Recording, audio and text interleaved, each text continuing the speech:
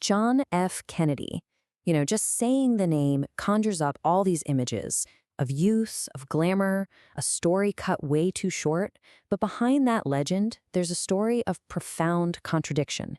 So in this explainer, we're going to pull back that curtain and really try to deconstruct this American icon. You've probably heard this before.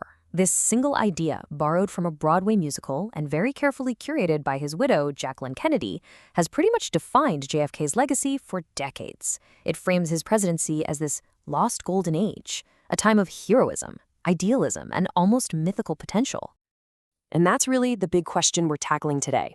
We want to look past the myth of Camelot to explore the paradoxes of the man himself, his health, his policies, and the questions that still swirl around his death. So let's start with the first and honestly the most personal paradox, the almost unbelievable difference between John F. Kennedy's public image and his private reality. I mean, to the world, JFK was the absolute picture of vitality. He was the decorated war hero from the PT-109 incident, the guy who literally saved his crew. He was also seen as this brilliant intellectual. His book, Profiles in Courage, even won a Pulitzer, which totally changed his image from just some rich kid into a serious political contender. But that image of strength and health, it was, and I can't stress this enough, a carefully constructed facade. Because behind the curtain, Kennedy was battling severe, chronic, and just debilitating pain for most of his adult life. And the scale of what he was hiding is just staggering. That war hero image, it masked the crippling back pain that his heroism actually caused. His famous athletic energy, it was fueled by a complex daily regimen to fight Addison's disease, a life-threatening adrenal failure. His survival literally depended on daily cortisone shots, and just to get through the day often required opioids for the pain. He wasn't just managing an illness, he was surviving it every single day while being the most public person on the planet. And this theme of a gap between the image and the reality, it followed him right into the White House. This brings us to our second big paradox, the massive chasm between his ambitious vision for America and the political brick wall he ran into. Kennedy came into office with this huge, bold agenda he called the New Frontier.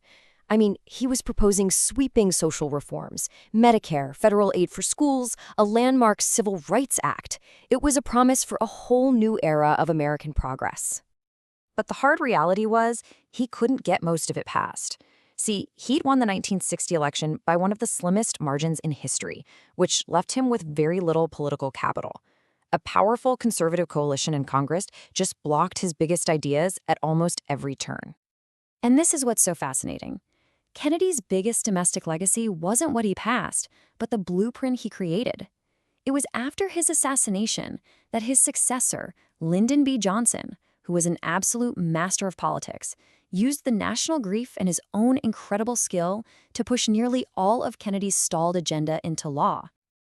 Okay, now let's turn to foreign policy, because this is where we see Kennedy's most dramatic and frankly rapid evolution as a leader.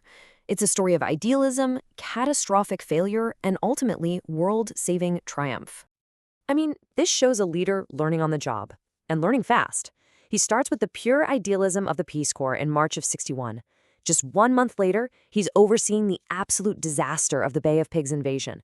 But then, only 18 months after that, he shows incredible calm and skill during the Cuban Missile Crisis, the closest the world has ever come to nuclear annihilation.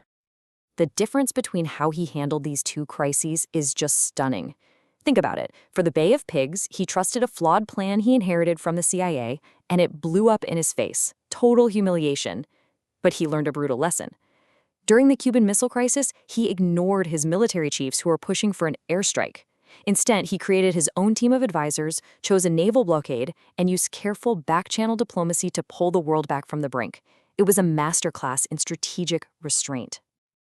And that brings us to maybe the two most tangled parts of his entire legacy, his escalating policy in Vietnam and the questions about his assassination that just refused to go away. First, the escalation. When Kennedy took office, there were around 700 U.S. military personnel in Vietnam. By the time he died, there were over 16,000. He dramatically deepened America's commitment to that conflict. And yet, in a complete head-scratcher, just 1 month before he was killed, Kennedy signed this formal plan, NSAM 263, which called for pulling most of those troops out by 1965. So, was he an escalator or a de-escalator? It's a huge historical question that we just don't have the answer to. You see this exact same pattern of contradiction with the official investigations into his death. First, you have the Warren Commission, which concluded that Lee Harvey Oswald acted completely alone. But then, 15 years later, a congressional committee re-examines everything and comes to a stunningly different conclusion. That Kennedy was probably killed as the result of a conspiracy. But the story gets even murkier. That congressional committee's big conspiracy finding was based almost entirely on a police sound recording that supposedly captured a fourth shot from a second gunman. Well, that key piece of evidence was later debunked. The recording was found to have been made a full minute after the assassination, so the conspiracy conclusion was left without its main proof. So how do we make sense of all of this? A hero hiding crippling illness, an ambitious reformer who hit a wall, a cold warrior who might have been planning for peace. Ultimately, it all comes back to that incredibly powerful myth that was born from an unthinkable tragedy. The Camelot narrative, it didn't happen by accident. It was a deliberate, strategic effort led by Jacqueline Kennedy to shape how we remember him. It recast the Kennedy presidency not as a specific time with real wins and losses, but as this beautiful, tragically interrupted story of what could have been. And the effect of that myth has been huge. I mean, the story of lost potential has a way of smoothing over the rough edges, doesn't it? It helps us forget the stalled new frontier, the disaster at the Bay of Pigs, and all the other messy parts of his time in office. And instead, it focuses our collective memory on his ideals.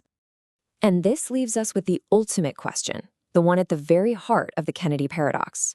When we look back on a life cut short, how do we measure its meaning? Is it by the concrete record of what they actually accomplished? Or is it by the enduring, powerful vision of what they might have become?